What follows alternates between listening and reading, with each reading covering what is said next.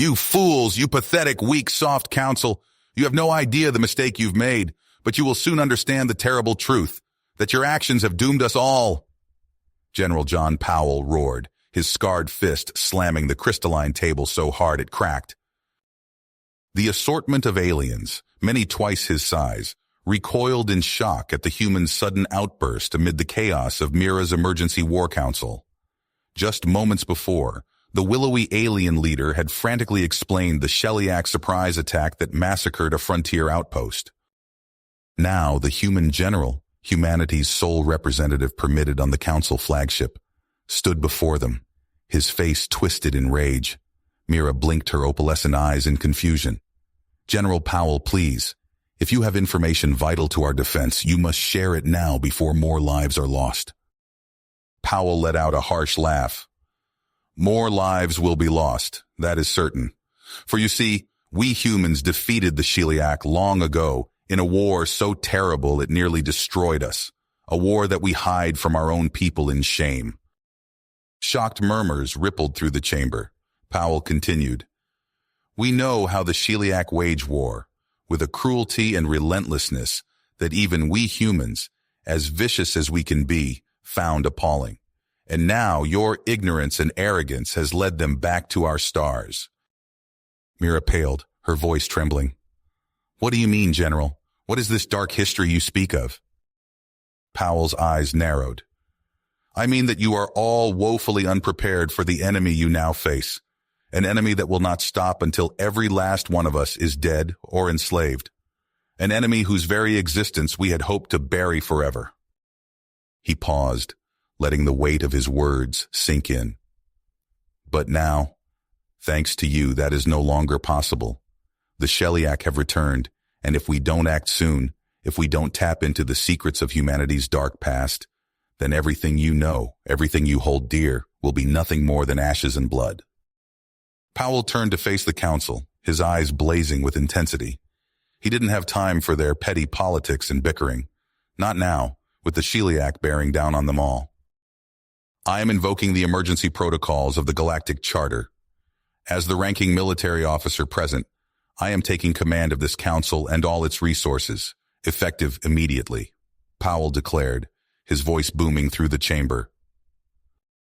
Mira leapt to her feet, her opalescent eyes flashing with anger. You cannot do this, General. This is a blatant power grab by Earth, using this crisis as an excuse. Powell met her gaze unflinchingly.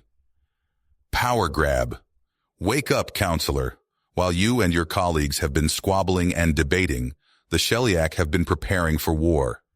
Your bureaucracy and infighting will be the death of us all.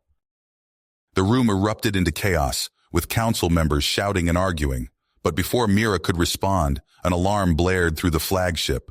A holographic display flashed to life, showing a massive Shellyak warship dropping out of hyperspace, its weapons already charging. They're here, Powell growled.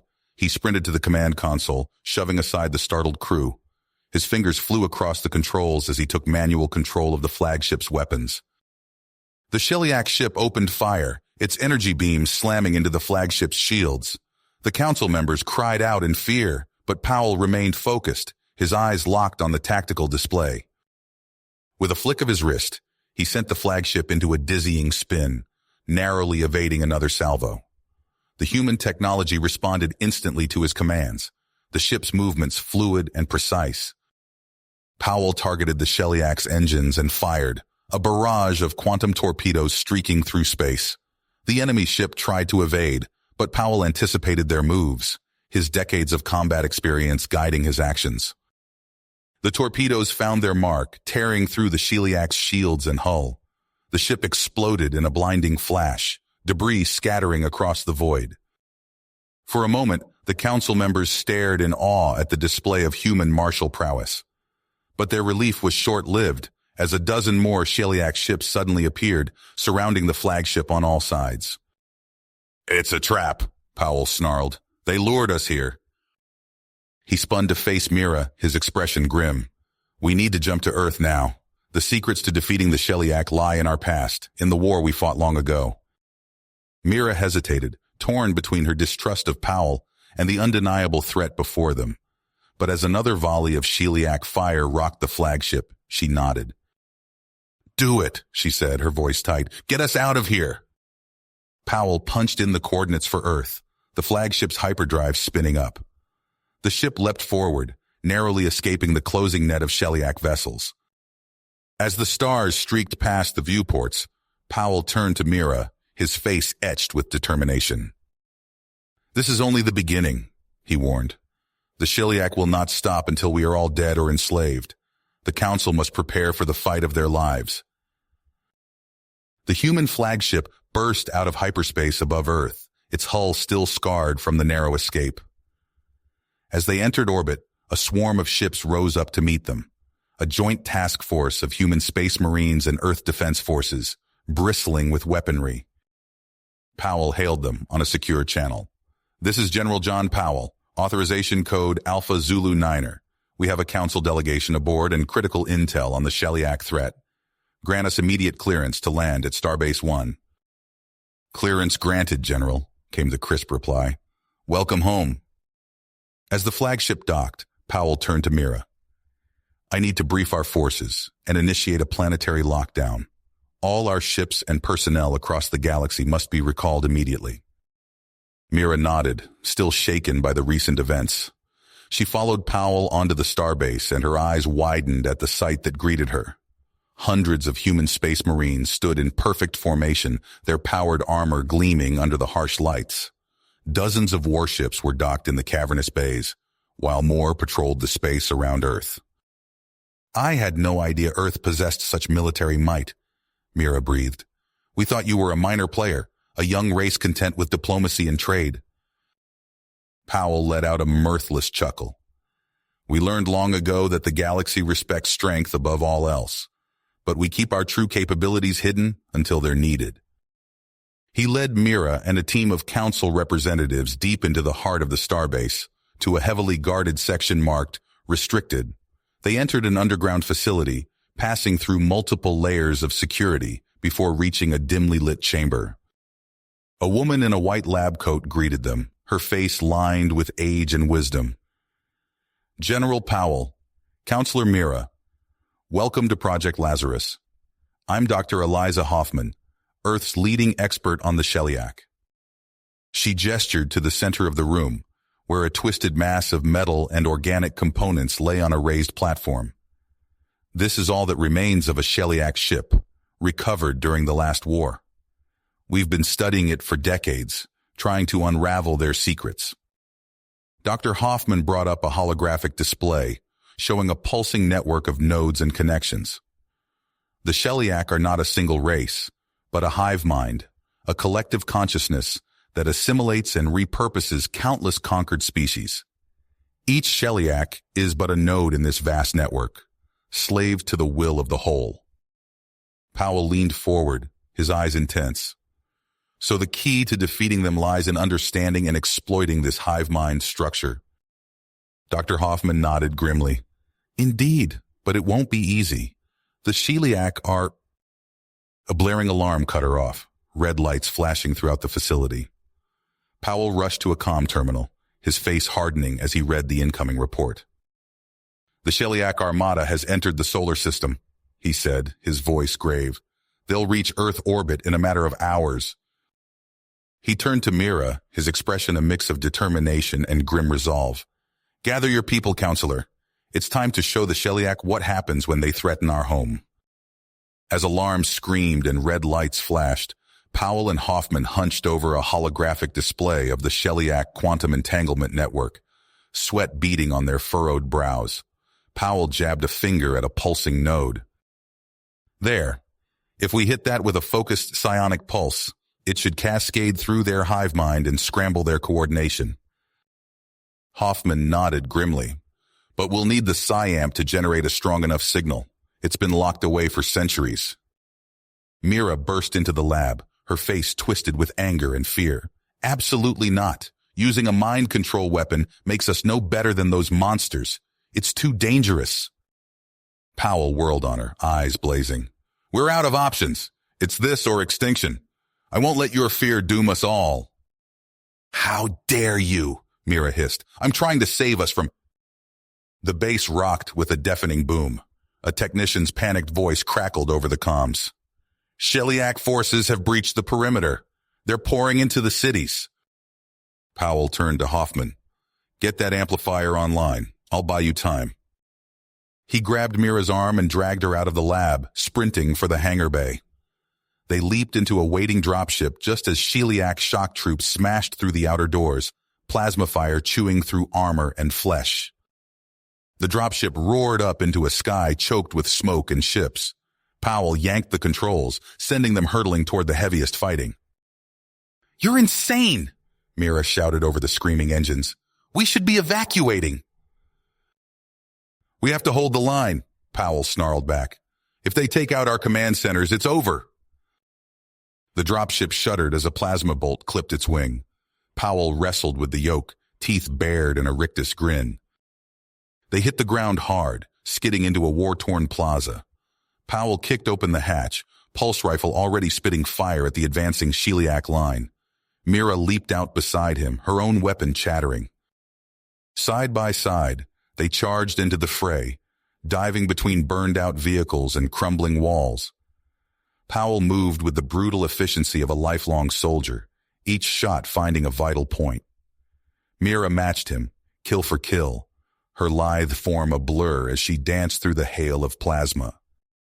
A towering Sheliak warrior loomed out of the smoke, its forearms each wielding a crackling energy blade. Powell lunged forward to meet it, rifle blazing. The shot sparked off the creature's shimmering shield as it surged toward him, blades slashing. Mira dashed in from the side, plasma grenades arcing from her hand to detonate against the warrior's flank. Its shield flickered and died, and Powell unloaded his rifle into its chest, blasting smoking holes in the chitin. As the warrior collapsed, Mira met Powell's gaze over its corpse. Not bad for a bureaucrat, he panted. You're still a reckless fool, Mira shot back, but there was a newfound respect in her eyes. A fresh wave of Sheliak poured into the plaza, and the two warriors spun to face the onslaught. Weapons raised, differences forgotten in the face of annihilation. Plasma bolts crisscrossed the cratered ground as they fought back to back. A human and a Xeno united against the pitiless foe. The battle raged on, desperate and blood-soaked, as the fate of Earth hung in the balance. Powell's comm crackled with static before Hoffman's panicked voice burst through. John, the Sheliak have breached the facility. They're heading for the amplifier. Hold them off, Powell roared, already sprinting for the dropship, Mira hot on his heels. We're on our way. They blasted out of the war-torn city, weaving through the aerial battle raging above. Mira gripped her rifle, knuckles white. We won't make it in time. We have to, Powell growled, pushing the engines to their limit. The underground base came into view, swarming with Sheliak. Powell didn't slow down, ramming the dropship straight through the outer wall. They leaped out, guns blazing, carving a path of carnage through the invaders. They fought their way deeper into the facility, past the bodies of fallen defenders, the walls scarred with plasma burns. The screams of the dying echoed through the corridors. They burst into the main lab to find it in ruins, equipment smashed and burning. Hoffman and a handful of survivors huddled behind a makeshift barricade, desperately fending off the Sheliak onslaught. Powell and Mira dove into the fray, their weapons spitting fire. Mira's plasma grenades sent Sheliak warriors flying, while Powell's pulse rifle stitched a line of destruction through their ranks. They fell back to the barricade, taking up positions alongside Hoffman's battered team. The Sheliak pressed forward, heedless of their losses, driven by the relentless will of the hive mind. Hoffman, Powell shouted over the din of battle. The amplifier! Almost there, Hoffman yelled back, her hands flying over a tangle of wires and circuits. Just need a few more minutes. You've got one, Powell snarled, lobbing a grenade into the Sheliak horde. The defenders fought with the fury of the doomed, pouring fire into the advancing Sheliak. But for every warrior that fell, two more surged forward, climbing over the bodies of their fallen kin. The Sheliak reached the barricade, clawing and slashing. Powell met them head-on, his rifle bucking in his hands as he fired point-blank into their twisted faces. Beside him, Mira fought with the fluid grace of a dancer, her blades flashing as she cut down foe after foe. But it wasn't enough. The Sheliak broke through, flooding into the lab. Powell and Mira fell back, standing over Hoffman as she worked frantically on the amplifier. "Now, Eliza!" Powell roared as the Sheliak closed in from all sides. Hoffman slammed her fist down on a button, and the world went white. A massive psionic shockwave burst from the amplifier, ripping through the Sheliak hive mind like a thunderbolt. The effect was instantaneous. The Sheliak warriors staggered and writhed, their coordination shattered. They turned on each other, tearing and ripping with mindless savagery. Powell wasted no time. "Back to the surface!" he bellowed. "Drive them out!" He led the charge, Mira and the survivors close behind, blasting through the disoriented Sheliak. They emerged into the war-torn streets to find the tide had turned. The once unified Sheliak were in disarray, easy prey for Earth's reinvigorated defenders.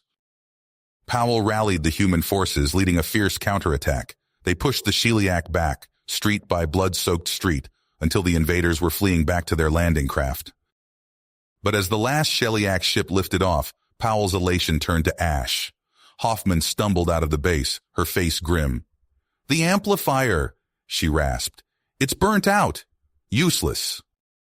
Powell looked to the sky, where the Sheliak fleet still hung in orbit. He met Mira's gaze, seeing his own realization mirrored there. This was only a temporary victory. The real war was just beginning. As the echoes of battle faded, an eerie calm settled over the war-ravaged Earth. Powell and Mira stood amidst the ruins of the command center, their faces streaked with sweat and grime, their eyes haunted by the horrors they had witnessed. The sudden chirp of the comm system shattered the silence, sending a jolt through their exhausted bodies. Powell strode to the console and activated the screen. The image that flickered to life sent a chill down his spine. A towering, insectoid creature filled the screen, its chitinous exoskeleton glistening in the harsh light of the Sheliak bridge. The supreme commander of the Sheliak fleet. "I demand to speak with the leader of Earth's forces," the commander hissed, its mandibles clicking with each word. Powell stepped forward, his jaw set. "I am General John Powell, commander of Earth's defenses. What do you want?" The commander's compound eyes fixed on Powell, assessing, calculating. "Your psionic attack has done more than disrupt our hive mind. It has awakened individuality among our conquered races. Factions within our fleet now vie for control. We offer a temporary truce to quell this rebellion." Powell's mind raced, his tactical instincts sensing an opportunity. He glanced at Mira, who stood beside him, her expression guarded.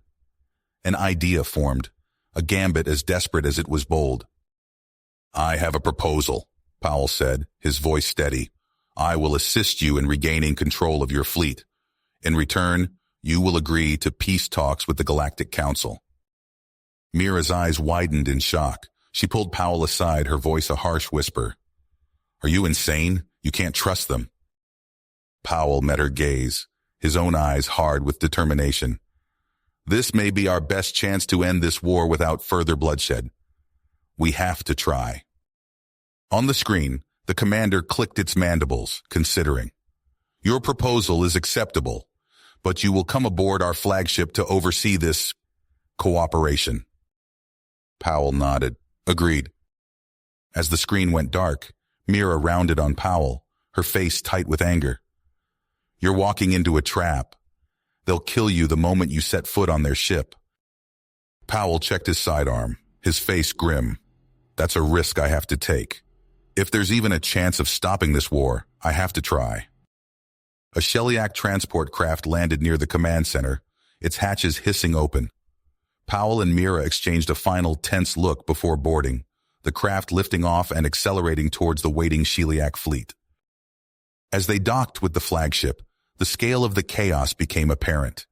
Distant explosions and energy discharges lit up the viewports as factions within the fleet turned on each other.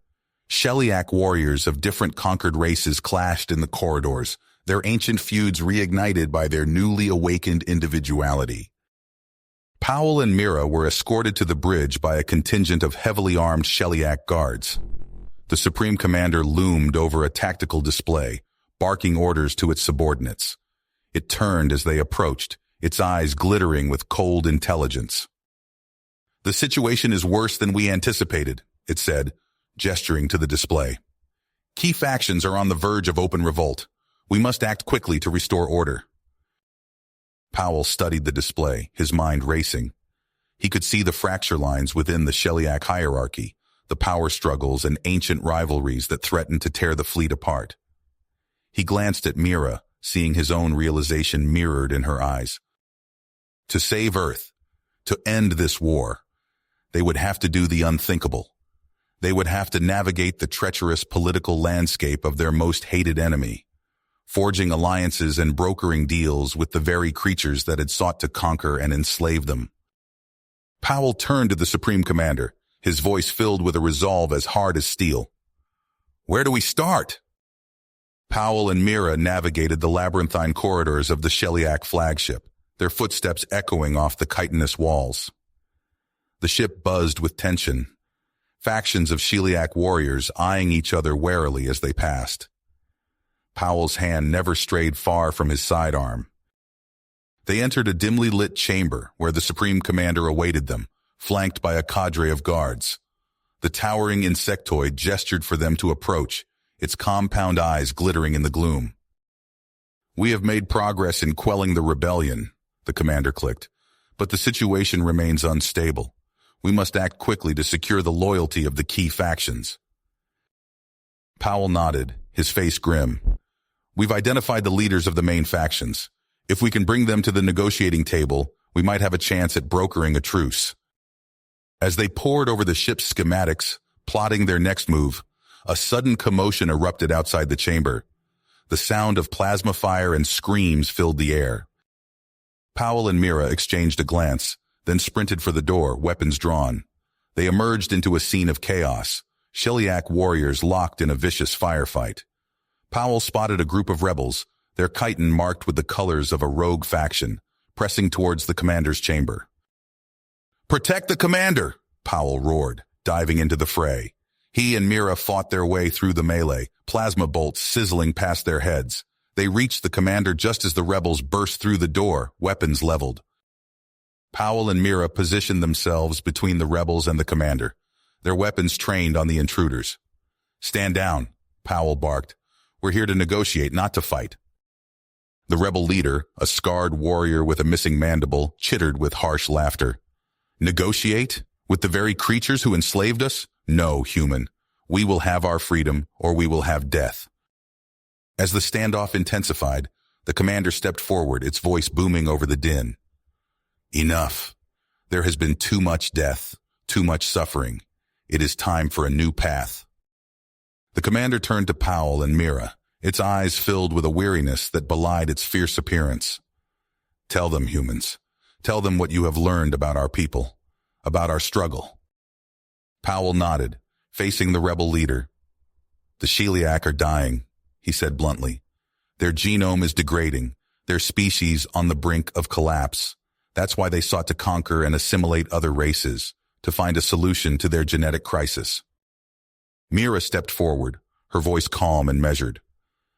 "But there is another way. We can work together, the Sheliak, the humans, and the Council, to find a scientific solution. A way to save the Sheliak without the need for conquest and war." The rebel leader hesitated, its weapon lowering fractionally. "And why should we trust you, human? Why should we believe that you would help us, after all we have done?" Powell met the rebel's gaze unflinchingly. "Because the alternative is extinction for all of us. The Sheliak, the Council races, even humanity. We're all in this together. We must find a way to coexist, or we will all perish." For a long, tense moment, the rebel leader was silent. Then, slowly, it lowered its weapon. "Very well, human. We will hear your proposal. But if you betray us, if this is some trick—" "It's no trick," Mira said firmly. "We're giving you a chance for a future for all of us." As the rebels stood down, Powell and Mira exchanged a look of relief. They had bought time, a chance for peace. But they knew that the hardest part was yet to come. They would have to convince not just the Sheliak factions, but their own people, to set aside centuries of hatred and mistrust. It was a daunting task, but as Powell looked at Mira, at the determination in her eyes, he felt a flicker of hope. Together, they just might pull it off. They just might forge a new future, one free of war and suffering. But even as the negotiations began, even as tenuous alliances were forged and old wounds began to heal, a new threat loomed on the horizon. In the depths of the Sheliak flagship, a ruthless warlord plotted, gathering strength, biding his time. He would not let this chance for power slip through his grasp, no matter the cost. Unaware of the growing danger, Powell and Mira pressed on, their uneasy alliance with the Supreme Commander holding fast. But as they delved deeper into the Sheliak's genetic secrets, as they unraveled the complex web of factions and loyalties, they began to realize the true scope of the challenge they faced. The Sheliak's genetic degradation was worse than they had imagined, the result of millennia of unchecked genetic manipulation and cloning. The warlords' faction, they learned, believed that the only way to save their species was through the total subjugation and assimilation of all other races. It was a chilling revelation, one that cast a pall over the fragile peace they had worked so hard to build. As tensions mounted and old animosities threatened to reignite, Powell and Mira found themselves in a desperate race against time. They had to find a scientific solution, a way to stabilize the Sheliak genome without the need for conquest. And they had to do it before the warlord made his move, before he plunged the galaxy into a war more devastating than any that had come before. In the heart of the Sheliak ship, surrounded by enemies on all sides, Powell and Mira worked tirelessly, poring over genetic data and ancient Sheliak texts. They argued and debated, their partnership tested to its limits, but always they pressed on. Because they knew that the fate of not just the Sheliak, but of every sentient being in the galaxy rested on their shoulders. They were the last hope, the only chance for a future free of the cycle of war and death that had consumed the stars for so long. And so, as the warlord gathered his forces and the Supreme Commander clung to a fraying peace, Powell and Mira prepared for the final confrontation. A battle not just for the Sheliak, but for the very soul of the galaxy itself. The fragile peace that Powell and Mira had fought so hard to forge shattered in an instant as Kaz-Thar, the ruthless Sheliak warlord, launched his audacious coup.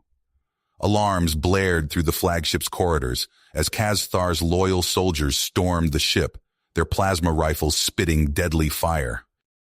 Powell and Mira, caught off guard by the sudden violence, dove for cover behind a bulkhead. Mira glanced at Powell, her eyes wide. "We have to get to the Supreme Commander." Powell nodded grimly, checking his sidearm. "Agreed. If Kaz-Thar takes them out, this whole peace process falls apart." They burst from cover, moving in perfect sync as they fought their way through the chaos. Powell took point, his weapon barking as he cut down Sheliak rebels with ruthless efficiency. Mira covered his flank, her own rifle flashing as she picked off targets with surgical precision. As they battled through the ship, Powell couldn't help but marvel at the strange turn of events. Just days ago, he had been fighting against the Sheliak, seeing them as nothing more than a monstrous enemy to be destroyed. Now, he found himself risking his life to protect their leader, the key to ending this bloody war. They reached the Supreme Commander's quarters just as Kaz-Thar and his troops blasted through the door.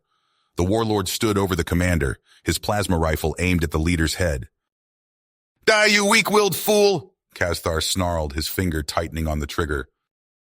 Without hesitation, Powell launched himself at Kaz-Thar, tackling the warlord just as he fired. The plasma bolt seared over the commander's head, missing by inches. Powell and Kaz-Thar tumbled to the ground in a tangle of limbs, grappling furiously. Mira rushed to the commander's side, helping them to their feet. "Are you all right?" The commander nodded, their compound eyes wide with shock. "I am unharmed, thanks to your companion." Powell and Casthar rolled across the floor, trading brutal blows. The human was outmatched in size and strength, but he made up for it with sheer tenacity and skill. He managed to wrap his arm around Casthar's neck in a chokehold, squeezing with all his might. But Casthar wasn't finished. With a roar of rage, he threw himself backwards, slamming Powell against the wall. The human's grip loosened, and Casthar took advantage, breaking free and scooping up his fallen weapon. He leveled the rifle at Powell's chest, a vicious grin splitting his insectoid face. "Goodbye, human." Suddenly, a plasma bolt tore through Casthar's shoulder, spinning him around. The commander stood behind him, holding a smoking sidearm. "Enough, Casthar," the commander said, their voice ringing with authority. "It's over." Casthar staggered, his rifle clattering to the floor.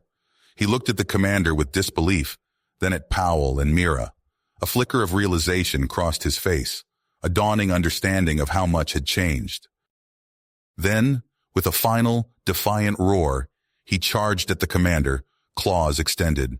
Powell, reacting with lightning reflexes, scooped up Casthar's dropped rifle and fired, the plasma bolt catching the warlord square in the chest. Casthar dropped like a stone, his lifeless body crashing to the floor. For a moment, there was silence.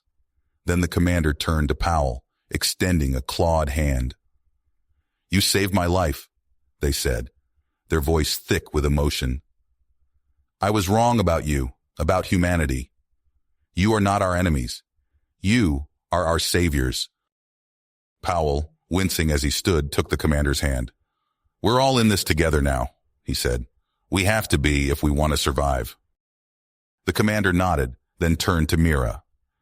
"We must resume the peace talks immediately. There can be no more delays, no more distractions. The future of both our peoples depends on it." Mira agreed, and together they set to work, even as the scars of battle still smoldered around them. Over the next few days, the negotiations proceeded at a breakneck pace. The Sheliak, shaken by Casthar's betrayal and the realization of their own mortality, were eager to secure the deal. They agreed to the joint scientific venture, pledging their top researchers to work alongside human and council scientists to solve the genetic degradation that plagued their species. In return, they began the arduous process of dismantling their war machine, decommissioning ships and reintegrating soldiers into civilian life. It was a monumental task, but one they undertook with grim determination. Throughout it all, Powell and Mira were hailed as heroes, the architects of this historic peace. Powell, despite his injuries, worked tirelessly to coordinate the demilitarization efforts, his tactical brilliance now turned towards the cause of peace. Mira, for her part, proved an adept diplomat, navigating the complex web of Sheliak politics with grace and skill. She forged alliances and soothed tensions, ensuring that the fragile peace held. As the negotiations drew to a close, Powell and Mira stood on the observation deck of the flagship, gazing out at the stars. They had come so far, endured so much, and now, finally, it seemed that their efforts had paid off. But even as they basked in the glow of their triumph, a call came through on Powell's personal comm. It was Dr. Hoffman, her face grave. "John," she said, her voice tight with tension, "we have a problem.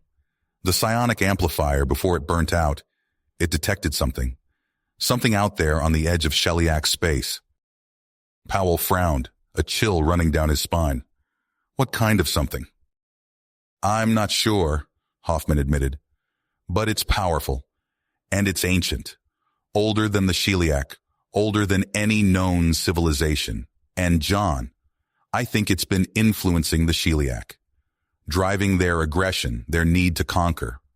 All this time we thought they were the threat. But what if they were just pawns? What if the real danger is still out there waiting?"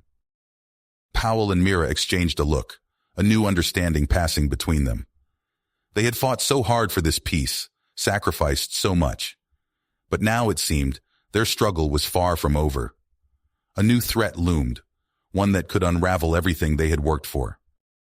And so, even as the ink dried on the peace accords and the guns fell silent, Powell and Mira prepared themselves for a new battle. The war with the Sheliak might be over, but the fight for the galaxy's survival had only just begun. Powell and Mira stood on the bridge of the Intrepid, the sleek vessel that would carry them and their hand-picked team into the heart of the unknown. The scars of their battles against the Sheliak had faded, replaced by a newfound determination to face the greater threat that loomed on the horizon. Dr. Hoffman, her face lined with worry, approached the pair. "I've analyzed the data from the psionic amplifier," she said, her voice tight. "The energy signatures, the patterns, they're unlike anything I've ever seen. Whatever this entity is, it's immensely powerful." Powell nodded grimly. "All the more reason to investigate. We can't let this Voidbringer catch us off guard like the Sheliak did." Mira, her eyes scanning the star maps, pointed to a cluster of systems on the edge of Sheliak space. "We should start there. Those worlds were some of the first the Sheliak conquered. If this entity has been influencing them, that's where we'll find the earliest signs." As the Intrepid ventured into the void, the team, a mix of human, council, and Sheliak specialists, worked tirelessly to unravel the mystery of the Voidbringer. They pored over ancient Sheliak texts, decoded fragmented transmissions, and analyzed strange energy readings that seemed to permeate the very fabric of space. But as they pressed deeper into Sheliak territory, the signs of the entity's influence grew more disturbing. They came across derelict ships drifting aimlessly, their crews lost to an unknown fate. They explored abandoned colonies, their streets eerily silent, their buildings bearing the scars of some unseen horror. And then there were the psionic disturbances, sudden, inexplicable waves of dread that washed over the crew, leaving them shaken and unsettled. Strange visions haunted their dreams, whispers of an ancient, malevolent presence that lurked just beyond the edge of perception. In the ship's library, Mira pored over a crumbling Sheliak tome, her brow furrowed in concentration.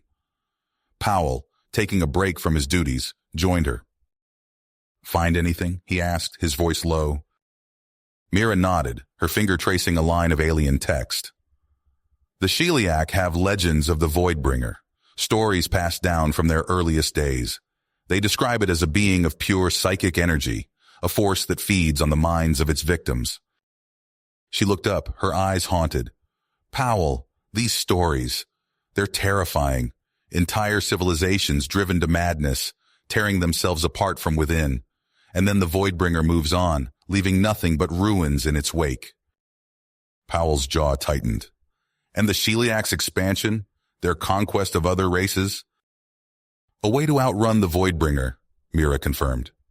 "They thought that by growing their empire, by assimilating new species, they could stay one step ahead of the entity's influence."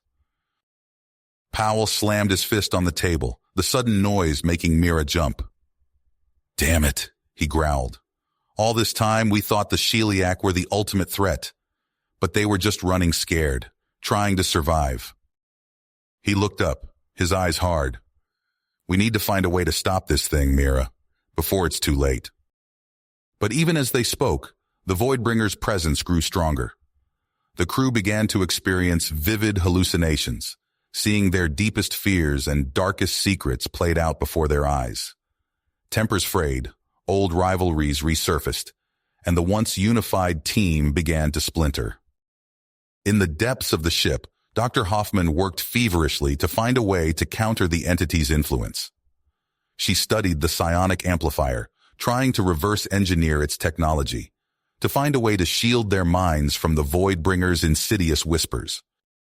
But time was running out. With each passing day, the entity's grip on the crew grew stronger.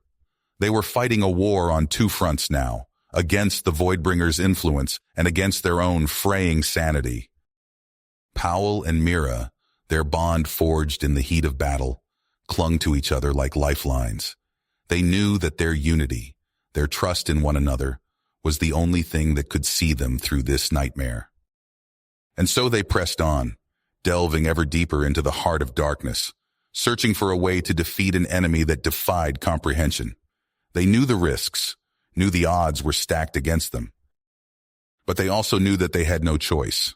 The fate of the galaxy, of every living being, hung in the balance. and they would fight to their last breath to protect it. The team pushed deeper into the ancient Sheliak ruins, their footsteps echoing through the cavernous halls. The air grew thick with a palpable sense of unease, the Voidbringer's presence weighing heavily on their minds. Dr. Hoffman paused before a massive, ornate door, her scanner beeping insistently. I'm detecting powerful psionic energy signatures behind this door.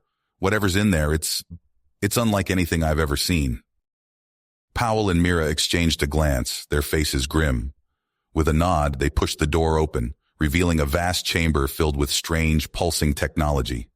The walls were covered in intricate inscriptions, the alien script seeming to writhe and shimmer in the eerie light. By the star, Mira breathed, her eyes wide.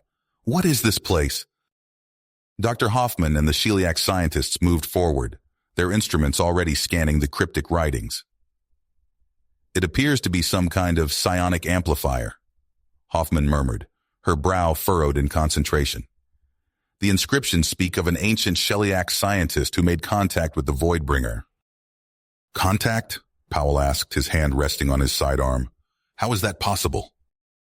The scientist was driven mad by the entity's influence, Hoffman continued, her voice tinged with a mix of awe and horror. In their madness, they created a device that could harness and amplify psionic energy to a level that could potentially destroy the Voidbringer itself. Mira shook her head, her expression troubled. But the device was never used.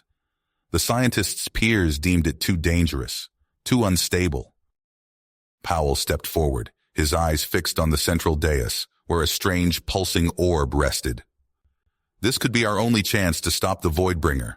We have to try. Mira grabbed his arm, her grip tight. No, we don't know what this thing is capable of. Using it could have catastrophic consequences. As they argued, the Voidbringer's influence seeped into the chamber, its malevolent presence growing stronger by the moment. The team began to feel its effects, their tempers fraying, old resentments bubbling to the surface. Powell yanked his arm free, his face contorted with a desperate urgency. We're out of time. I'm activating the device. He lunged for the dais, but Mira tackled him, sending them both sprawling to the ground. They grappled, their shouts echoing through the chamber. Powell, stop! This isn't you! Mira pleaded, struggling to hold him back. The Voidbringer is influencing your mind. Powell blinked, his expression clearing for a moment.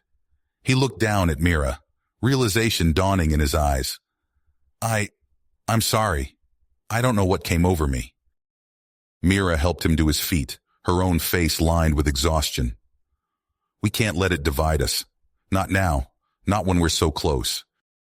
Powell nodded, his jaw set with determination. You're right. We have to work together. Find another way. They turned to face the team, their voices ringing with a newfound unity. We'll use the device, but only as a last resort, Powell declared. We'll exhaust every other option first. Mira stood beside him, her resolve matching his own. And we'll do it together as one. The Voidbringer may be powerful, but it's never faced a force like us before. As they set to work, the chamber thrummed with a new energy. Not the sickening pulse of the Voidbringer, but the vibrant, living force of their combined determination. They had come too far, sacrificed too much, to let an ancient evil triumph. Whatever the cost, whatever the risk, they would see this through to the end. The Voidbringer had met its match, and they would not rest until the galaxy was free of its malevolent grasp. As the team returned from the Sheliak ruins, their faces grim with the weight of their discovery, Powell and Mira wasted no time in formulating a new plan of attack. They gathered the team in the heart of the ship, the pulsing lights of the command center casting a determined glow over their weary faces. We know now that the Voidbringer is not a single being, but a collective consciousness, Powell said, his voice steady despite the toll their recent battles had taken. If we can find a way to sever the connections between the minds it has consumed, we may be able to weaken it enough to destroy it without resorting to the doomsday device. Mira nodded, her eyes fierce. It won't be easy. The Voidbringer will fight us every step of the way, but it's our best chance. They divided the team into smaller units, each tasked with a specific mission. Some would raid Sheliak archives, searching for any information that could help them understand the nature of the Voidbringer's connections. Others would explore ancient ruins, following the trail of civilizations long since consumed. And a select few, led by Powell and Mira themselves, would venture into the realm of the psychic, using modified psionic technology to probe the very essence of the Voidbringer's being. As they prepared for their missions, the ship hummed with a newfound energy. Technicians worked around the clock, modifying weapons and equipment, while the Sheliak scientists pored over the data they had collected, searching for any weakness they could exploit. Powell and Mira spent long hours in the training room, honing their skills and strengthening their bond. They sparred with a ferocity that left no doubt as to their determination, their movements a blur of precision and power. When the time came, they struck out into the void, each team heading for their designated target. Powell and Mira led their unit to a desolate planetoid, its surface scarred by the psychic battles of ages past. They landed in a crater, the twisted remains of ancient structures rising up around them like the bones of some long-dead leviathan. As they disembarked, the air crackled with energy, the Voidbringer's presence a tangible force. Powell and Mira exchanged a glance, then activated their psionic gear. The world around them shimmered and shifted, the physical plane giving way to the realm of the psychic. They found themselves standing on a vast plain, stretching out to infinity in all directions. The sky above roiled with dark energy, shot through with pulses of sickly light, and in the distance, a towering construct of pure psychic force, pulsing with the stolen life force of 1,000 civilizations, the Voidbringer's core. Powell and Mira advanced, their minds shielded by the technology that had been their only defense against the entity's onslaught. Around them, the psychic landscape shifted and warped, the Voidbringer's defenses rising up to meet them. Hordes of psychically controlled Sheliak and other enslaved races materialized out of the ether, their eyes blank and their movements jerky, like puppets on invisible strings. Powell and Mira met them head-on, their weapons blazing with energy as they fought to clear a path to the Voidbringer's heart. It was a battle unlike any they had faced before, a war waged not just on the physical plane, but in the depths of the mind itself. They dodged psychic blasts that could shatter sanity, countered mental probes that sought to unravel their very essence. And all the while the clock was ticking. They could feel the Voidbringer's power growing, feel the weight of the countless minds it had consumed bearing down upon them. In a final, desperate push, they broke through the last line of defense, the core looming before them like a cancerous sun. Powell and Mira poured all of their strength, all of their will, into a single, focused blast. The core shuddered, cracks spreading across its surface like a spider's web. Psychic energy bled from the fractures, the screams of 1,000,000 stolen souls echoing through the void. And then, with a final, cataclysmic burst, a significant portion of the connections shattered, the Voidbringer's unity splintering like glass. But the victory was short-lived. As the psychic realm collapsed around them, Powell and Mira saw their team, broken and bloodied, the lifeless bodies of their comrades scattered across the blasted landscape of the planetoid. Powell himself lay broken, his body shattered by the psychic backlash. Mira, her own mind reeling from the onslaught, dragged him back to the ship, the taste of the Pyrrhic victory, a bitter ashes on her tongue. As the survivors regrouped, licking their wounds and mourning their dead, the comms crackled to life. A voice, ancient and full of malice, echoed through the ship. "You think you have won," the Voidbringer hissed, "but you have only delayed the inevitable. I am coming for you, and I will not stop until I have consumed everything in my path." Mira, her eyes hard and her voice laced with a grim determination, replied, "And we will be ready for you." She turned to the remaining crew, to the battered but unbroken remnants of their once mighty force.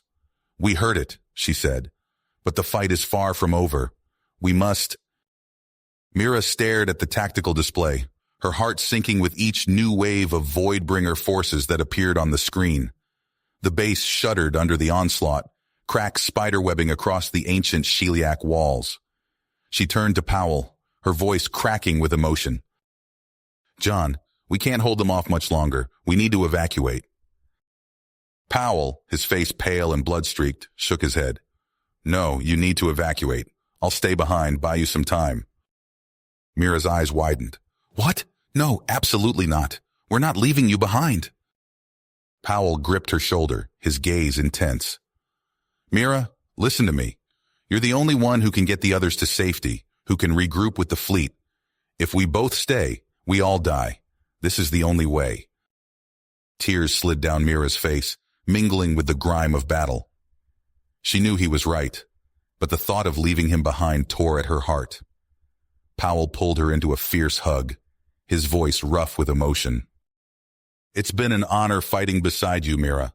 Now go, lead our people to victory." Mira clung to him for a moment longer, then pulled away, her jaw set with determination. "I will, and John, thank you for everything."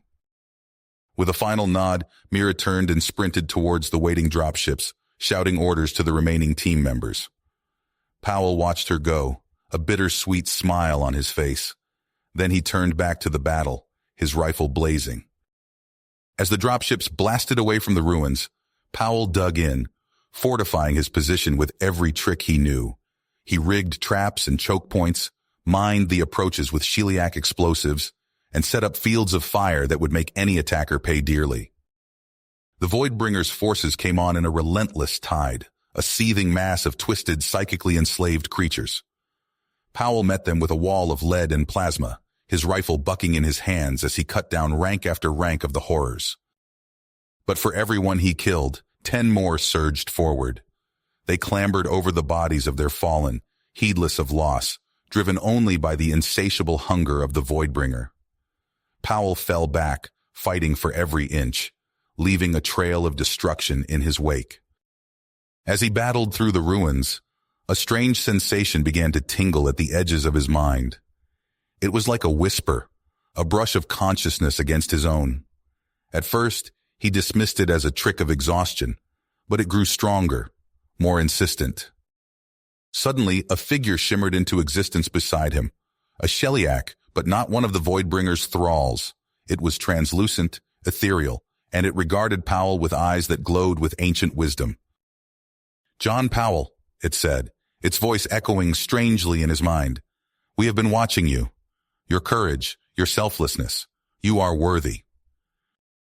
Other figures began to appear around him. Sheliak warriors, scientists, leaders from ages past. They surrounded him, their forms flickering with psionic energy. "We are the spirits of the Sheliak's greatest," the first figure said. "Bound to these ruins by the technology of our people. We have waited millennia for one who could wield our power, who could stand against the Voidbringer as we once did."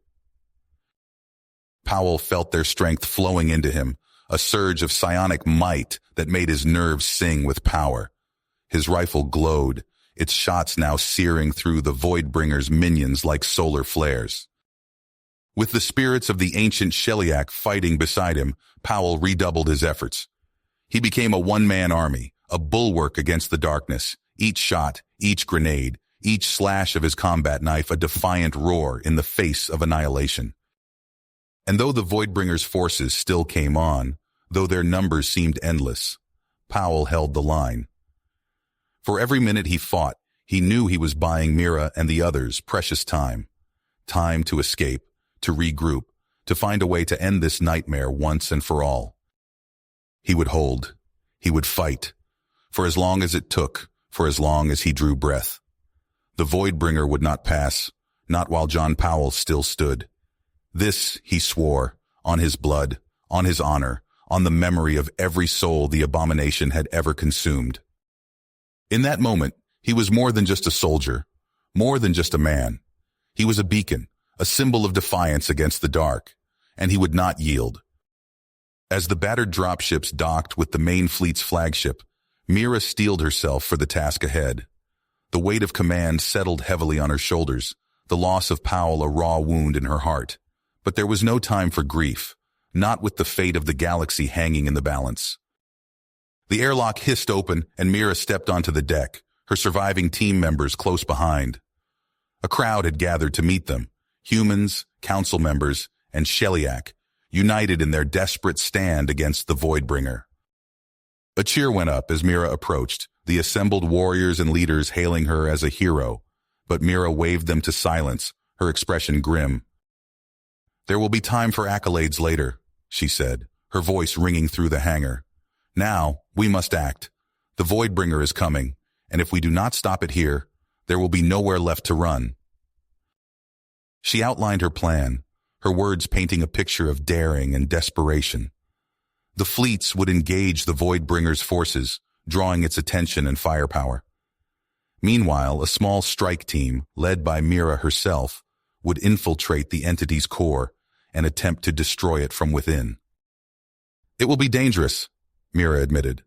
"Perhaps the most dangerous mission any of us have ever undertaken. But it is our only chance. John Powell gave his life to buy us this opportunity. We cannot let his sacrifice be in vain."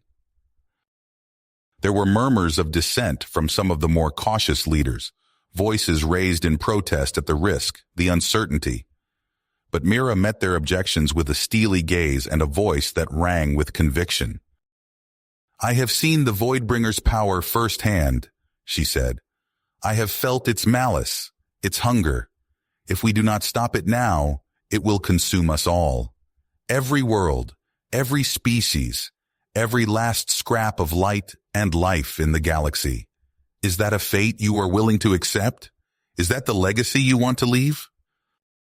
Slowly, the dissenting voices fell silent. One by one, the leaders nodded their assent. They would follow Mira's plan. They would fight. As the fleets moved into position, Mira gathered her strike team, warriors and psionics from every race, each handpicked for their skills and courage. Among them were faces she recognized. Dr. Hoffman, her eyes haunted but determined, a battle-scarred Sheliak commander who had once been Powell's foe, a lithe council assassin with a reputation for doing the impossible. Mira looked at each of them in turn, seeing in their eyes the same determination that burned in her own heart. "We have all lost something to the Voidbringer," she said quietly.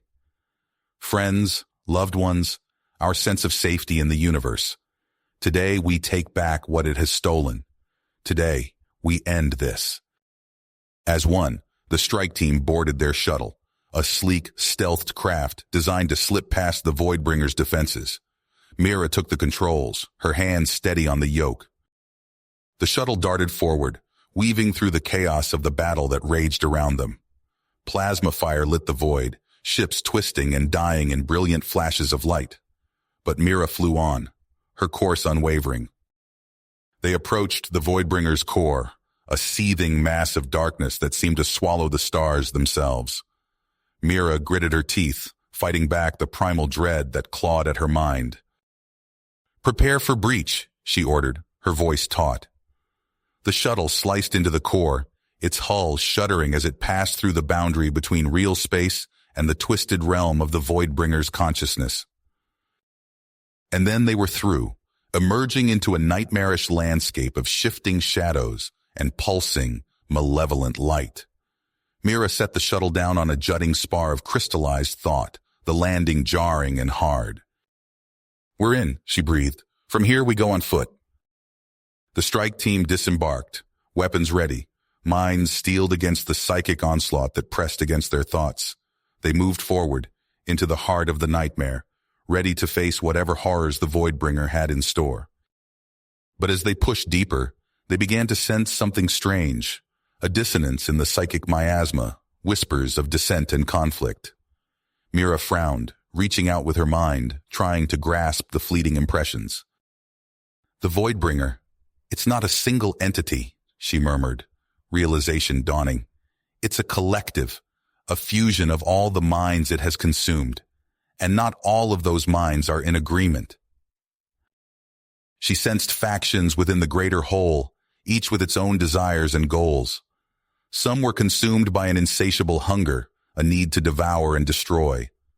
But others yearned for something else, for release, for an end to the endless cycle of consumption.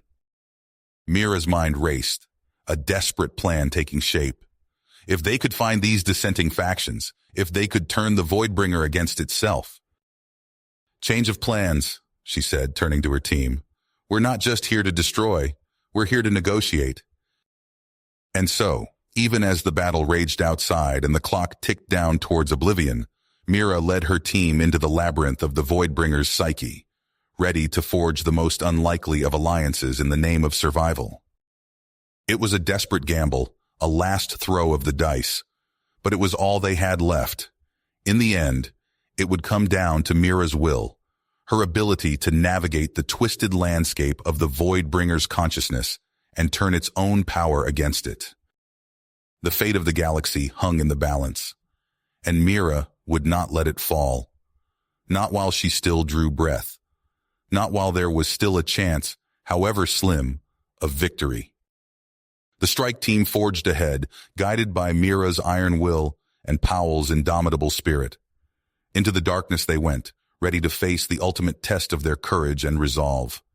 The end, one way or another, was close at hand. In the heart of the ancient Sheliak ruins, Powell fought with a desperate fury, his rifle blazing as he cut down wave after wave of the Voidbringer's psychic minions. The spirits of the Sheliak warriors fought alongside him, their ethereal forms shimmering with psionic energy as they lent their strength to his cause. "General Powell," the lead spirit called out, its voice echoing through the chaos of battle. "We have a way to strike at the Voidbringer's core."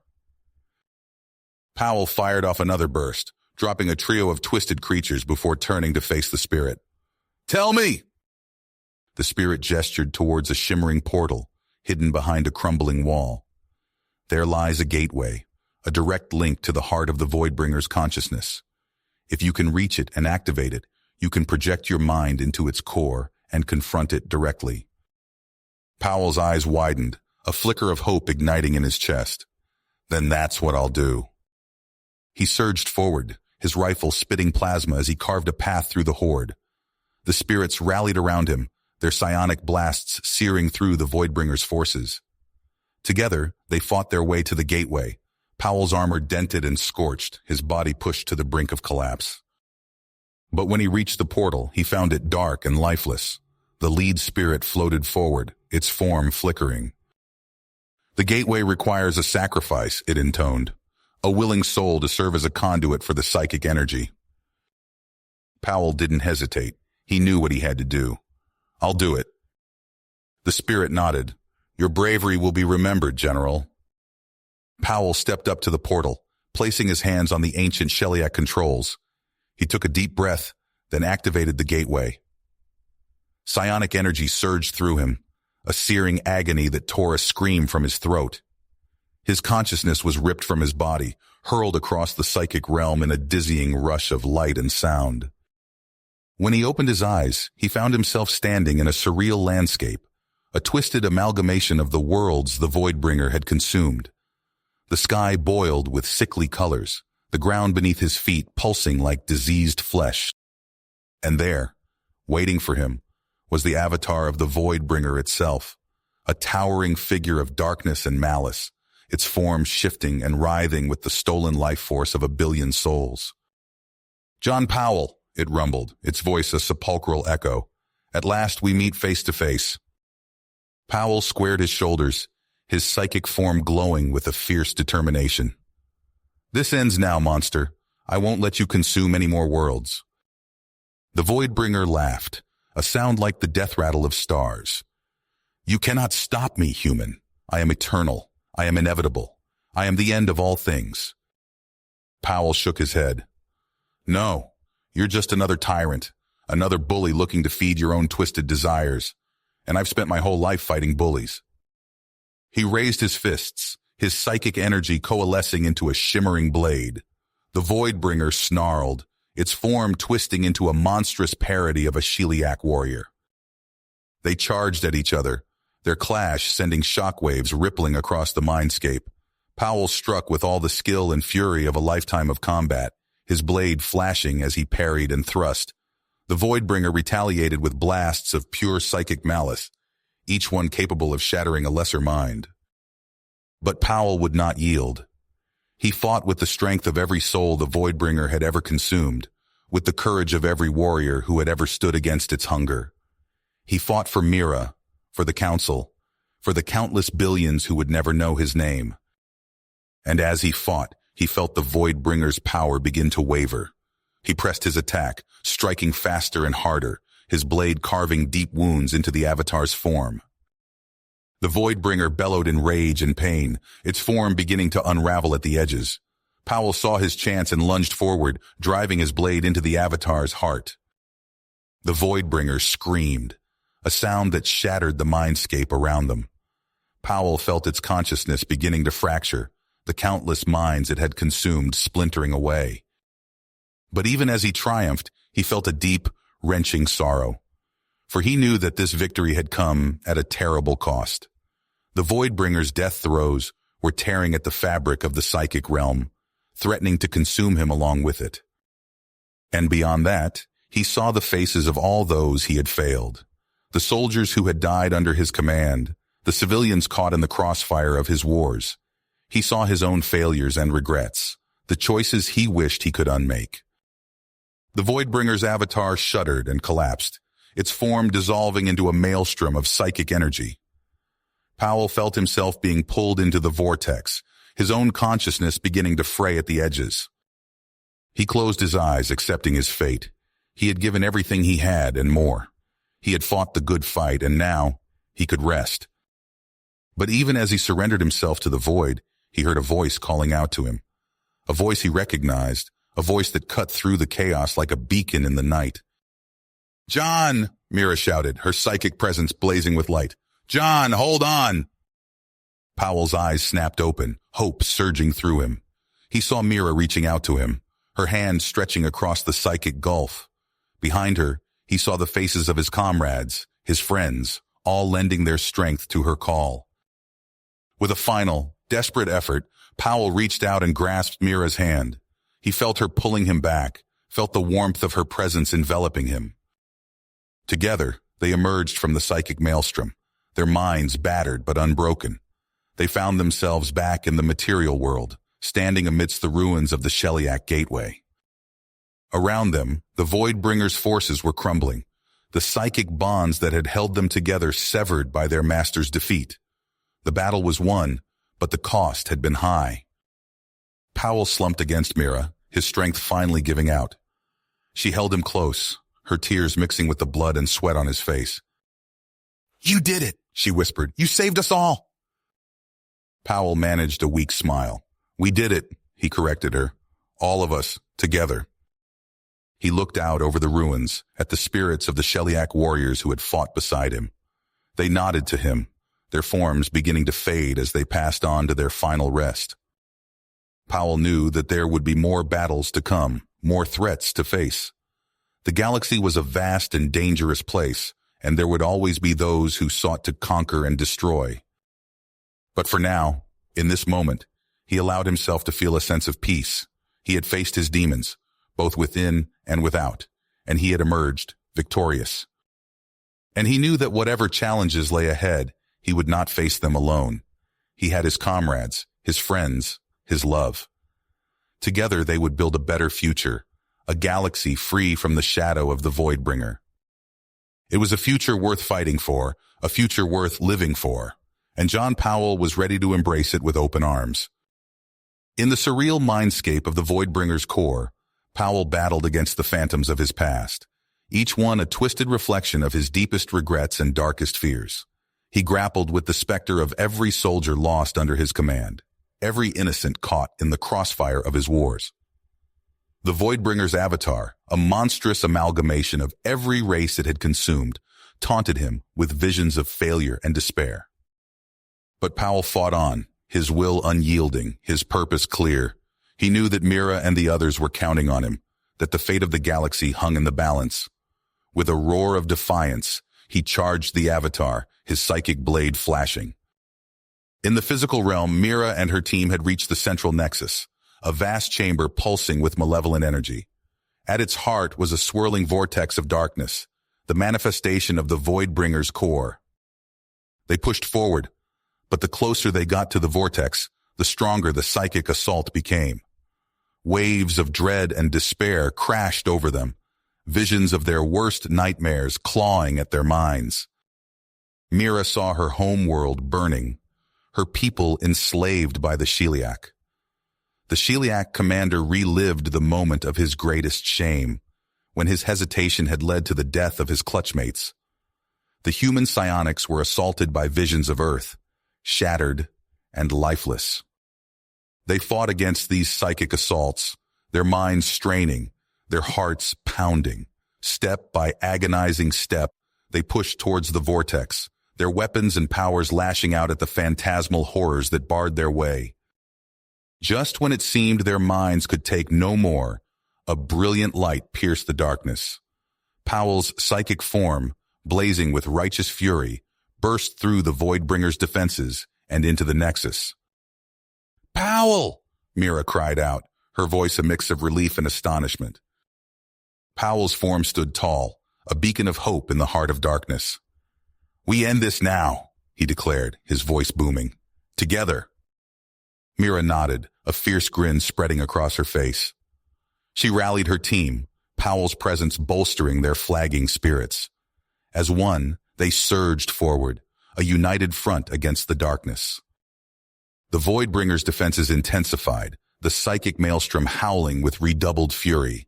Phantasms of long-dead Sheliak warriors, twisted council psionics, and human marines lost to the void hurled themselves at the strike team. But they would not be denied. Powell and Mira fought side by side, their psychic blades flashing, their powers intertwined.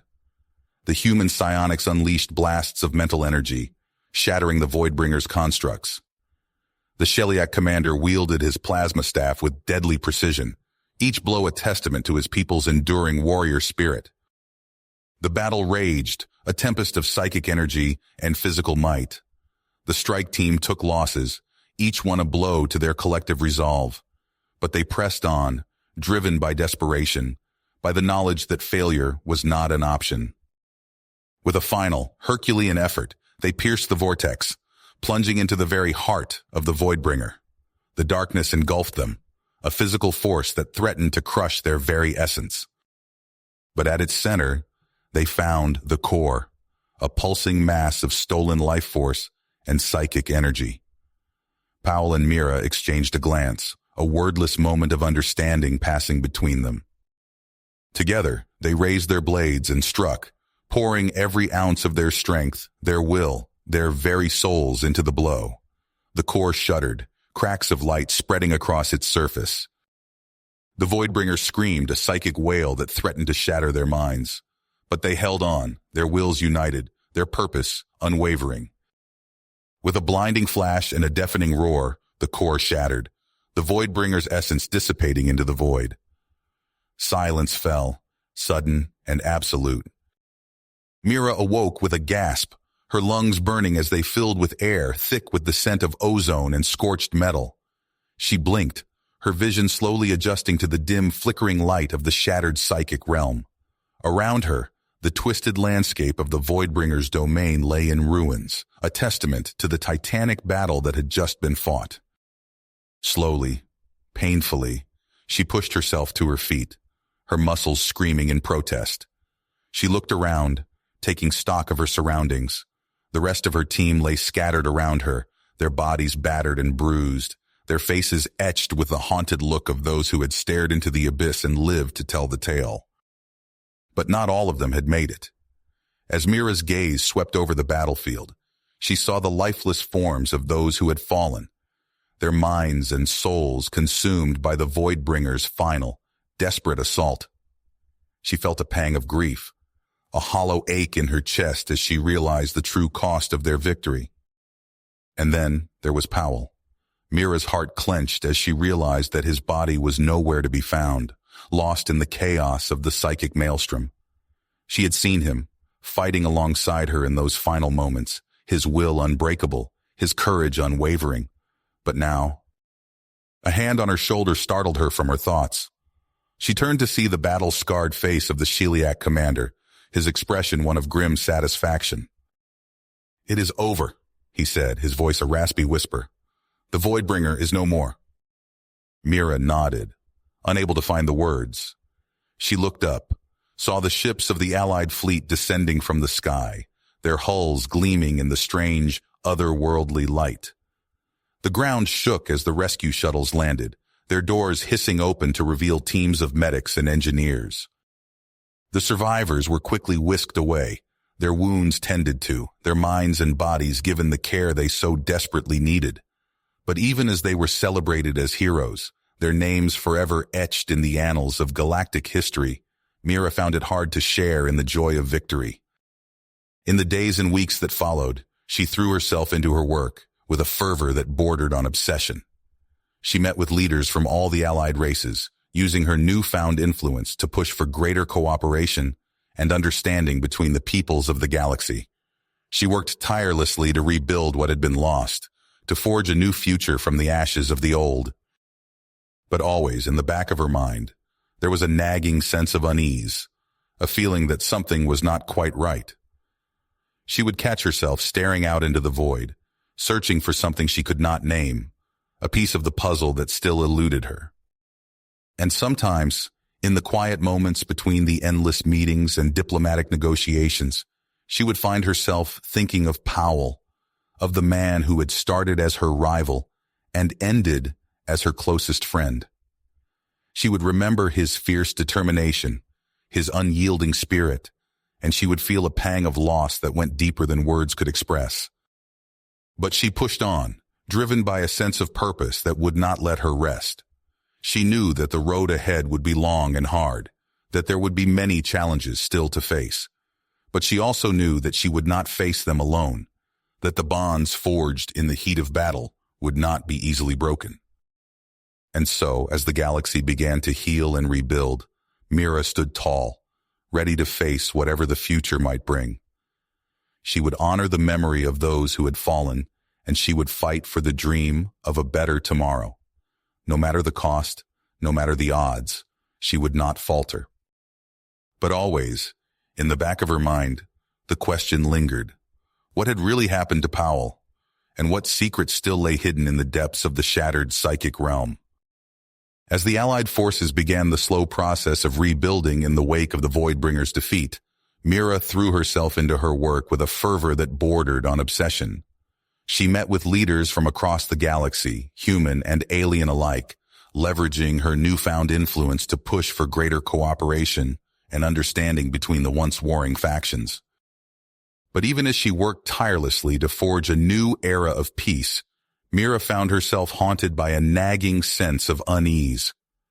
She would catch herself staring out into the void, her thoughts drifting to Powell and the sacrifice he had made. Something about his final moments, about the way he had disappeared in that blinding flash of light, didn't sit right with her.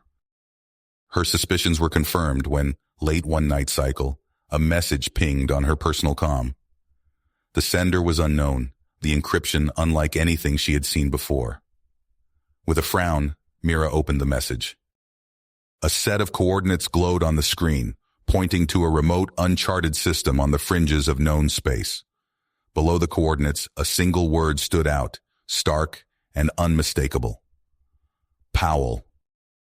Mira's heart raced, a mix of hope and trepidation surging through her veins. Could it be?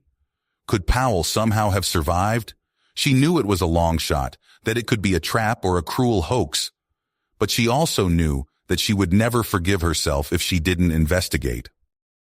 Wasting no time, Mira assembled a small team of her most trusted allies, a mix of human, Shiliak, and council veterans, each handpicked for their skills and loyalty.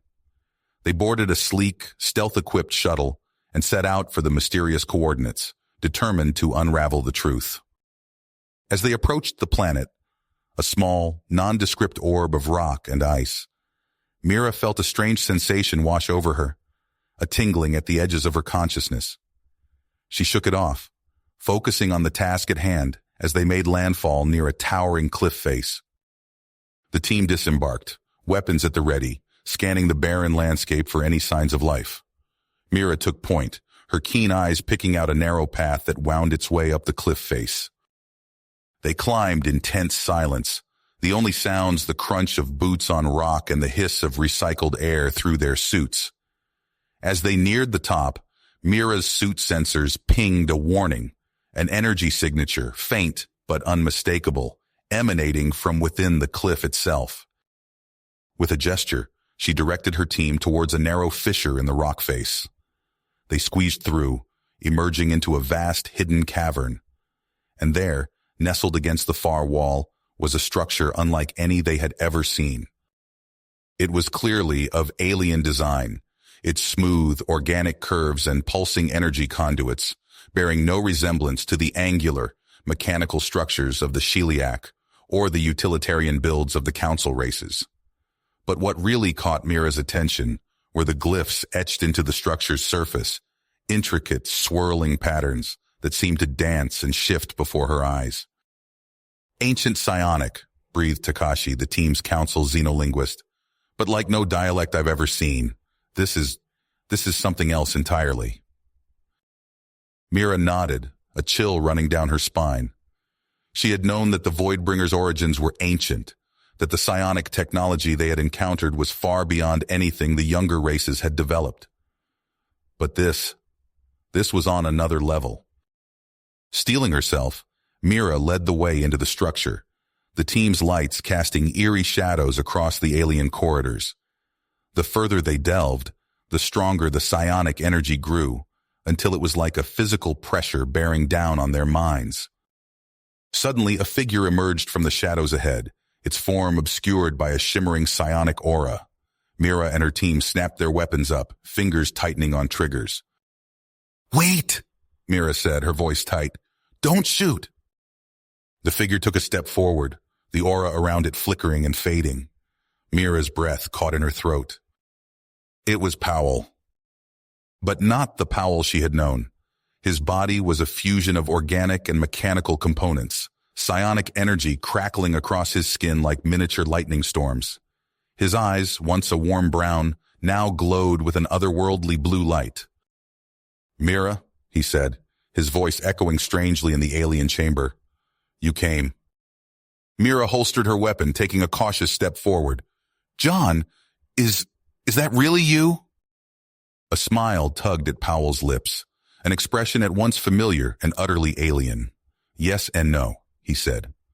"When I sacrificed myself to activate the gateway, my consciousness was torn from my body, cast adrift in the psionic realm. I thought I was lost, doomed to wander that timeless void for eternity." He gestured to the chamber around them, the alien technology pulsing with eerie light. "But then I found this place, or rather it found me. It called to me, drew me in like a beacon in the night." Mira frowned, trying to process what she was hearing. "What is this place, John? What happened to you?" Powell's smile widened, his eyes blazing with a fervor that sent a chill down Mira's spine. "This, Mira, is the legacy of the Firstborn, the ancient race that first harnessed the power of the psionic realm. They were like gods, beings of pure thought and energy, unfettered by the limitations of the physical world." He stepped forward, his hand coming to rest on Mira's shoulder. She flinched at the touch, the crackle of psionic energy making her skin tingle. "They showed me the truth, Mira, showed me the path to ascension, the way to break free of the cycle of conflict and suffering that has plagued our kind since the dawn of time. And they chose me, Mira, chose me to be their champion, to guide the younger races towards a higher plane of existence." Mira shook her head, a mix of emotions warring within her. Joy at seeing Powell alive, concern at the change that had come over him, and a deep instinctual unease at the implications of his words. "John, I don't understand. What does this mean? What are you planning to do?"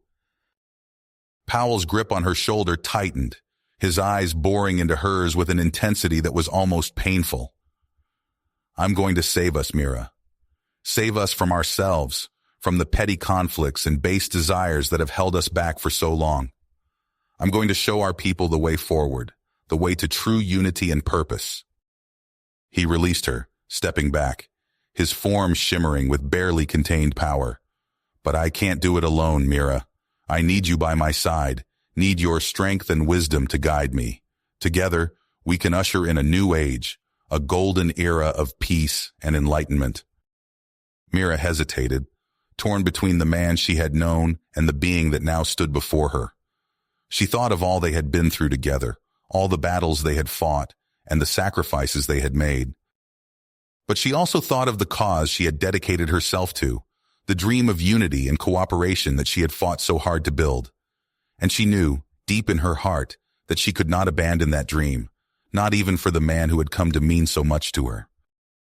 "I'm sorry, John," she said, her voice barely above a whisper. "But I can't. I can't join you on this path, can't be a part of whatever it is you're planning." She met his gaze, her own eyes shining with unshed tears. "I have to stay true to what I believe in, to the future I've been fighting for. And that future is one where all races stand together as equals, not one where we follow blindly in the footsteps of some ancient, unknowable power." Powell's expression hardened, a flicker of something dark and dangerous passing behind his eyes. For a moment, Mira thought he might lash out, might try to force her to join him. But then he sighed, his shoulders slumping, the psionic aura around him dimming to a faint glow. "I understand," he said, his voice heavy with resignation. "I had hoped, but no, you're right. You have to follow your own path, just as I must follow mine." He turned away, his form already beginning to blur and fade as he merged back into the psionic energies of the chamber. "Goodbye, Mira," he said, his voice echoing from everywhere and nowhere at once. "I hope that in the end, we'll find ourselves on the same side. But if not, know that I will always remember you, always honor the bond we shared." And then he was gone, vanished into the alien structure like a ghost into the mist. Mira stood there for a long moment, staring at the spot where he had been, a single tear tracing its way down her cheek. Then she straightened, squaring her shoulders and turning back to her team. "Let's go," she said, her voice steady and strong. "We have work to do." As they made their way out of the ancient facility, Mira's mind raced with the implications of what they had discovered. She knew that this was only the beginning, that Powell's emergence heralded a new chapter in the galaxy's tumultuous history. But she also knew that she would not falter, would not stray from the path she had chosen. For better or worse, she would carry on the fight for unity and peace, even if it meant standing against the man who had once been her closest friend and ally. It was a heavy burden, but one she bore willingly, for she knew that the future of the galaxy depended on it, on the choices she and others like her would make in the days and years to come. And so, as the team boarded their shuttle and blasted off into the star-strewn void, Mira set her jaw and fixed her gaze on the horizon. Come what may, she would be ready to face the challenges ahead, ready to fight for the future she believed in, even if that fight took her to the very edge of the abyss and beyond. As Mira bid farewell to Powell on that distant planet, her mind was already racing with the challenges that lay ahead. She boarded her shuttle, her team silent and somber, each lost in their own thoughts about the revelations they had just witnessed. But Mira knew there was no time to dwell on the past. The future of the galaxy demanded her attention. Back on the galactic stage, Mira threw herself into her work with a fervor that surprised even her closest allies. She met with leaders from every corner of the known worlds, from the mighty Sheliak to the diminutive Zephyrians, advocating for a new era of cooperation and understanding. "The Voidbringer showed us the price of division," she said, her voice ringing out in the halls of power. "If we are to survive, to thrive, we must stand together." Under Mira's guidance, new institutions took shape, designed to foster collaboration and resolve disputes peacefully. The Galactic Council, once a mere symbol of unity, became a true governing body, its members elected by the people they served. But even as Mira worked tirelessly to build a brighter future, she could not shake the feeling that Powell's influence was growing. Reports began to trickle in from the fringes of known space, tales of miraculous changes on once barren worlds. On Zelos Prime, a planet ravaged by centuries of war. Fields of vibrant flowers suddenly sprouted from the scorched earth. On Thaxo 7th, a primitive species on the brink of extinction suddenly developed advanced technology, leapfrogging centuries of progress in mere months. And in the depths of space, strange anomalies were detected, energy signatures that defied explanation. Mira pored over the data, her brow furrowed in concentration. The patterns were too consistent, too deliberate to be mere chance. Someone, or something, was guiding these events. Deep down, Mira knew it was Powell. She could feel his presence, like a ghost at the edge of her consciousness. She remembered his words, his talk of ascension and higher planes of existence. Was this his plan, to elevate the galaxy whether it wanted it or not? As the evidence mounted, factions began to form. Some saw Powell as a savior, a guide to a glorious future. They whispered his name in reverence, forming cults and secret societies devoted to his teachings. Others saw him as a threat, a rogue element that could upset the delicate balance Mira had worked so hard to achieve. They demanded action, calling for Powell to be found and brought to justice. Mira found herself caught in the middle, torn between her loyalty to her friend and her duty to the greater good. She knew Powell meant well, but his methods were reckless, dangerous. She feared the consequences of his actions, the chaos they could unleash. As tensions rose and the galaxy teetered on the brink of a new crisis, Mira knew she had to act. She gathered her allies, both old and new, and prepared to embark on her most challenging mission yet. She would find Powell, confront him, and uncover the truth behind his grand design. She would fight to preserve the unity she had built, even if it meant facing her greatest friend and most formidable adversary. The fate of the galaxy hung in the balance, and Mira was determined to see it through, no matter the cost. She stood on the bridge of her flagship, gazing out at the stars, a steely resolve etched on her face. "Plot a course for the Zelos system," she ordered, her voice steady and clear. "We have work to do." As the ship leapt into hyperdrive, Mira closed her eyes, steeling herself for the trials ahead. She knew the road would be long and fraught with danger, but she would not falter. She could not. For in the end, it was not just Powell's fate that hung in the balance, but the fate of every living being in the galaxy. And Mira would fight to her last breath to protect them, to guide them towards a future worth living for. The ship hurtled through the void, carrying Mira and her crew towards an uncertain destiny. But even as the darkness closed in around them, Mira held fast to a single, unshakable belief. Hope. Hope for a better tomorrow, for a galaxy united in purpose and in spirit. And with that hope burning bright in her heart, Mira knew that no matter what challenges lay ahead, she would never stop fighting for what was right. Mira's ship streaked through the void, her mind racing as she followed the cryptic trail of clues that she hoped would lead her to Powell. She had exhausted every resource, called in every favor, and now, finally, she had a lead. A remote, uncharted system on the fringes of known space, where strange energy signatures had been detected. As she approached the coordinates, her sensors picked up the telltale signs of a hidden base. Cloaking technology, energy shielding, all the hallmarks of someone who didn't want to be found. But Mira was not to be deterred. She had come too far, sacrificed too much to turn back now. She landed her ship on the outskirts of the base, her hand resting on the hilt of her plasma blade as she disembarked. The air was thin and cold, the landscape barren and lifeless. But there, nestled into the side of a towering cliff, was the entrance to Powell's sanctuary. Mira approached cautiously, her senses alert for any sign of a trap or ambush. But as she drew closer, she felt a wave of psychic energy wash over her, a presence that was at once familiar and alien. It was Powell, but not the Powell she had known. She found him in the heart of the base, seated amidst a tangle of psionic technology and ancient artifacts. His eyes, once so full of fire and determination, were now haunted and hollow. He looked up as she entered, a flicker of recognition passing across his face. Mira, he said, his voice a ragged whisper, you shouldn't have come. I had to, Mira replied, moving to his side. Powell, what's happened to you? What is all this? Powell gestured weakly at the array of technology surrounding him. This was supposed to be our salvation, the key to unlocking the potential of the younger races, to guiding them towards ascension. He shook his head, a bitter laugh escaping his lips. But I was wrong, Mira, so wrong.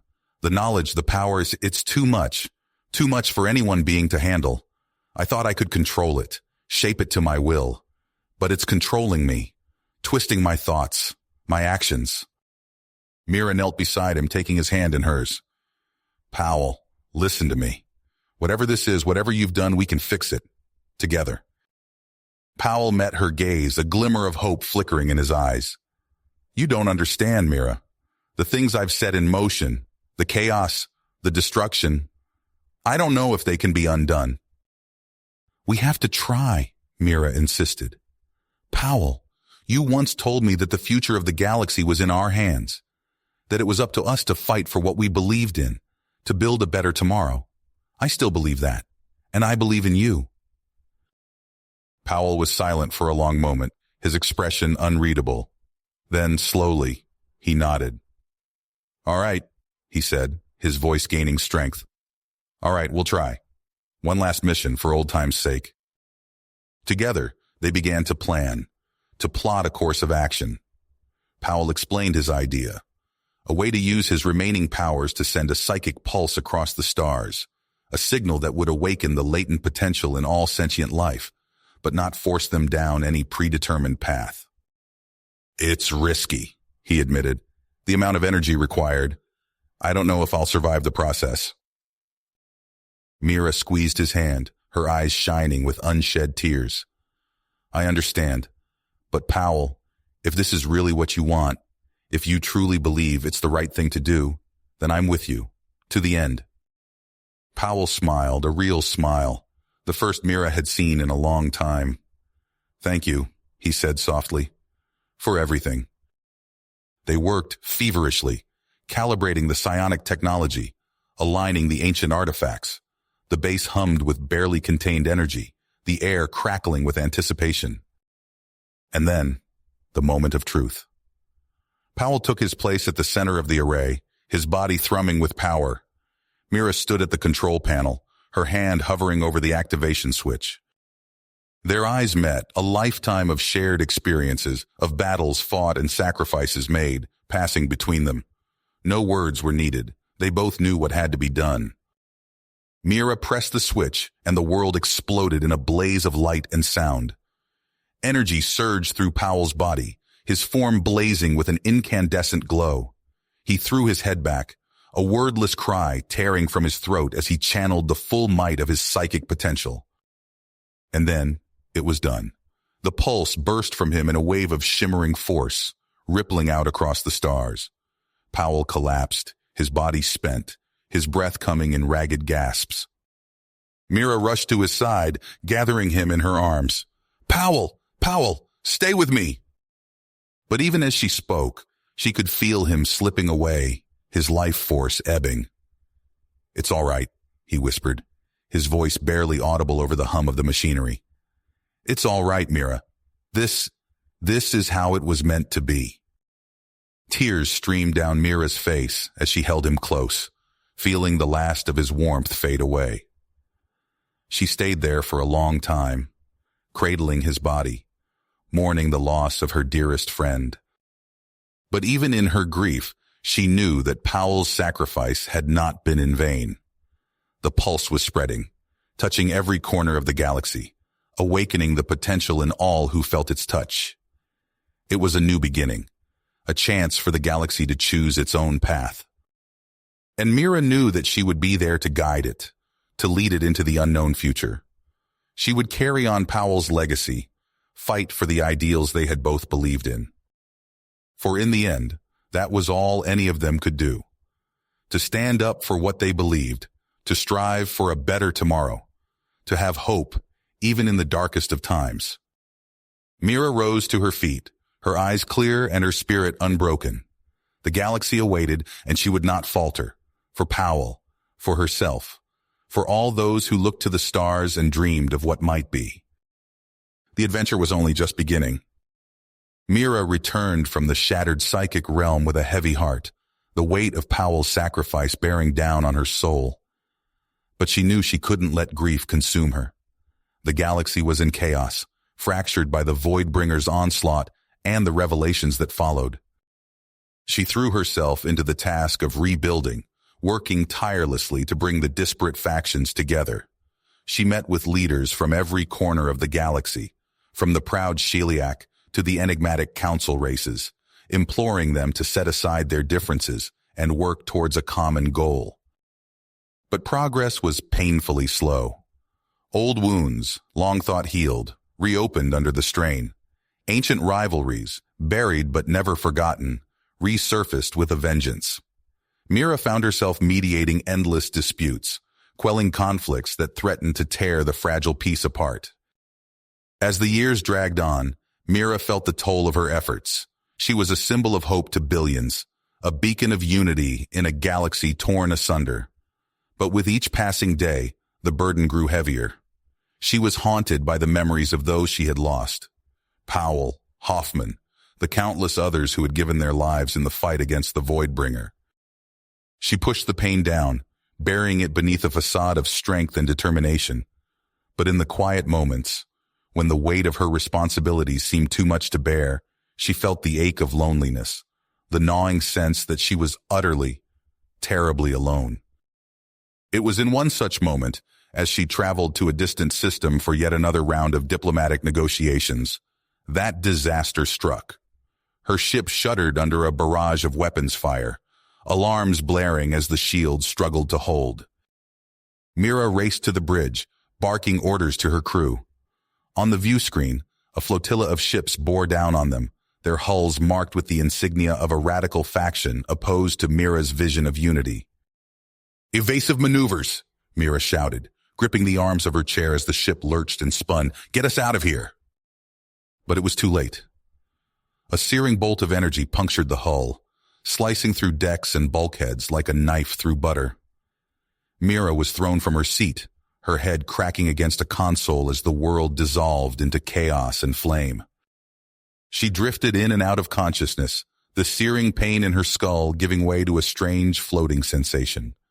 She was vaguely aware of hands lifting her, carrying her through smoke-choked corridors to the infirmary. As she lay on the cold metal table, the frantic voices of the medics fading into a distant buzz, Mira felt herself slipping away. The pain receded, replaced by a numb, peaceful darkness. And then, in the void, a light, a figure, achingly familiar, reaching out to her across the gulf of death and dream. "Powell," Mira whispered, her voice thin and thready. Is it really you?" The figure smiled, a sad, gentle expression that sent a pang through Mira's heart. "Yes and no," he said, his voice echoing strangely in the stillness. "I am a remnant, an echo of the man you knew, preserved by the psychic pulse that was my final gift to the galaxy." Mira tried to reach for him, but her hand passed through his form like mist.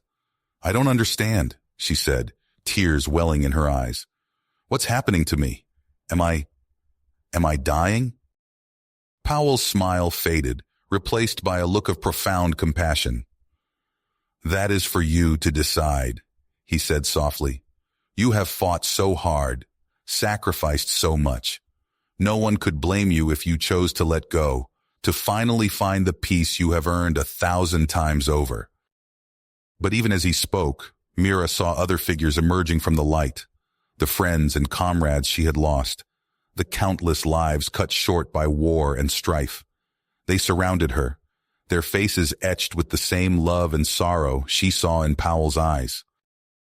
And in that moment, Mira understood. Powell's sacrifice, the psychic pulse that had shaken the galaxy to its core, was not an end, but a beginning. It was a catalyst, a spark that would ignite the flames of change and growth for generations to come. Her role, she saw now, was not to be a martyr or a savior, but a guide, a teacher, helping others to find their own path in a galaxy transformed. With a surge of clarity, Mira made her choice. She would not let go, not yet. There was still work to be done, still a future to be shaped by the choices and actions of those who came after. She looked to Powell, a bittersweet smile on her lips. "I understand now," she said, her voice growing stronger with each word. "I know what I have to do." Powell nodded, pride and sorrow mingling in his spectral eyes. "I always knew you would," he said softly. "You are the strongest person I have ever known, Mira. The galaxy could not ask for a better guardian." With a final lingering look, Powell and the others faded away, dissolving back into the light. Mira felt a tug, a pull back towards the waking world, towards the life she had chosen. She opened her eyes to the stark white of the infirmary, the concerned faces of her crew hovering over her. "Welcome back, Commander," the medic said, relief evident in his voice. "We thought we'd lost you." Mira managed a weak smile, her hand drifting to the bandage on her head. "Not yet," she murmured. "Not yet." In the days that followed, as her body healed and her strength returned, Mira set to work. She recorded a message, a testament to her struggles and her hopes, to the lessons she had learned and the truths she held dear. She spoke of unity, of the power of cooperation and understanding. She spoke of sacrifice, of the countless lives given in the name of a better tomorrow. And she spoke of hope, of the unquenchable spirit that had carried them through the darkest of times and would continue to light the way forward. When she was finished, Mira sent the message out across the stars, to every corner of the galaxy. It was her legacy, her final gift to a universe she had fought so hard to save. And then, with a sense of peace and purpose, Mira closed her eyes for the last time. Her journey was over, but the story, the never-ending struggle for a better tomorrow, would continue. In the years that followed, Mira's message spread like wildfire, igniting the hearts and minds of countless souls. It became a rallying cry, a source of inspiration for a generation of leaders and visionaries who took up the cause of unity and progress. The road was long and fraught with challenges, as it always had been. But slowly, painfully, the galaxy began to change. Alliances were forged, bridges built between races and factions that had once been bitter enemies. And though there were setbacks and stumbles, the march towards a brighter future continued, driven by the indomitable will of those who believed in Mira's dream. And so, the story ended, not with a final triumph or a decisive defeat, but with a glimmer of hope, a promise of a better tomorrow. For in the end, that was all any of them could ask for, the chance to make a difference, to leave the galaxy a little better than they had found it. It was a chance that Mira had seized with both hands, a chance that she had paid for with her blood and her tears and her unbreakable spirit. And though she was gone, her legacy lived on, a shining beacon in the darkness, guiding the way for all those who would follow in her footsteps. For the struggle, the unending fight for a galaxy united in purpose and in spirit, was not a task for the faint of heart. It was a calling, a sacred duty passed down from generation to generation. And it was a duty that would never be complete, a quest that would continue as long as there were stars in the sky and dreams in the hearts of the brave. For that was the nature of the universe, the eternal dance of light and shadow, hope and despair. And Mira, the woman who had given everything to keep that dance alive, would be remembered not as a conqueror or a savior, but as a guardian of the dream, of the flickering flame of possibility that burned in the hearts of all those who looked to the stars and saw not just the vastness of the void, but the infinite potential of the soul. If you finished this story, please subscribe and like the video.